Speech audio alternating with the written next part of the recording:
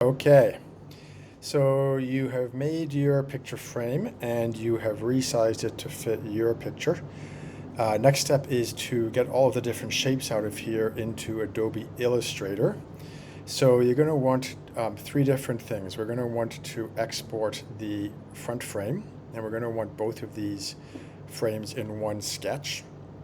We're going to want to export the back with the hole cut out, and we're also going to want to export the side of the frame with the finger joints cut out. So the front frame we actually already have. If I turn off the bodies for a sec, you can see here we've already got all of the shapes we need in that sketch. So all we have to do for that one is go right click, save as DXF, and we're going to call this front frame, let's call it FF6. So I've got a few other versions of that. Make sure I've got saved to my computer clicked and I know where it's going, and I'm just going to go click save. So we'll come back and get the other shapes in a little bit. Let's go to Adobe Illustrator next. What I found is you stand a better chance of importing it with the correct dimensions if you just open up that DXF file that you exported. So if we go open, and there it is in downloads. And this is because you'll get this pop-up box if you open it. And so it'll probably by default have scale to fit artboard selected. So you need to make sure you click on original size to keep all the scale 1:1. And just click OK.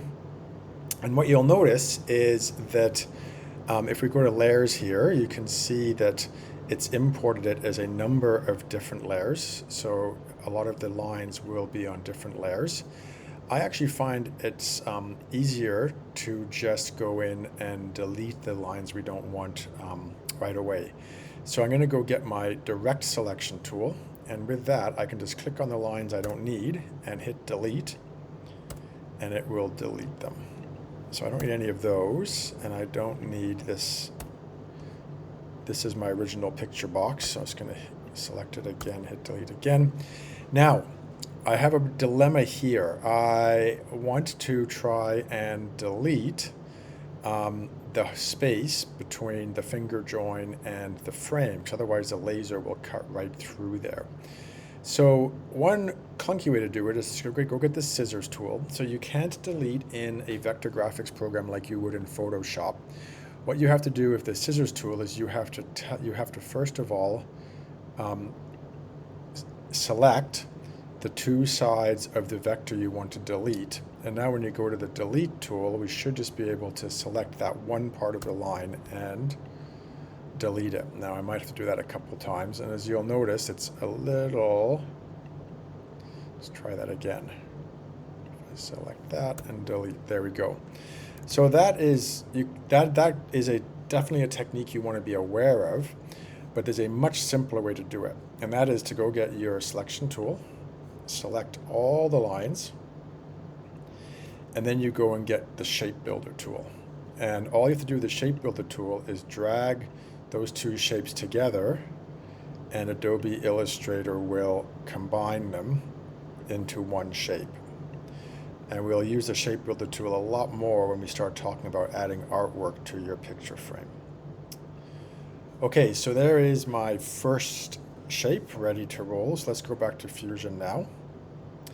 So I'm going to turn the bodies back on. So the next two shapes I don't have a sketch for right now. Like I've got a sketch for the side piece, but it doesn't have the holes cut out. So what I want to do is make a new sketch of the side piece with those holes cut out. So if I hover over the body that I want to make a sketch of and I right click, I don't have an option to make a sketch. So that means that it's not 100% sure that I'm clicking on the body and not a sketch. So what makes this easier is to just turn all the sketches off.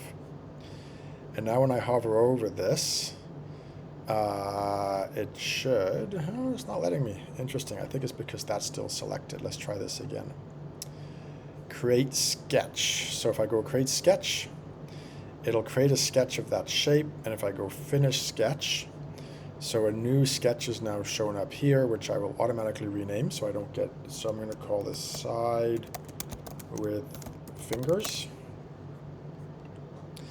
And try it again. Rename side with fingers. Enter.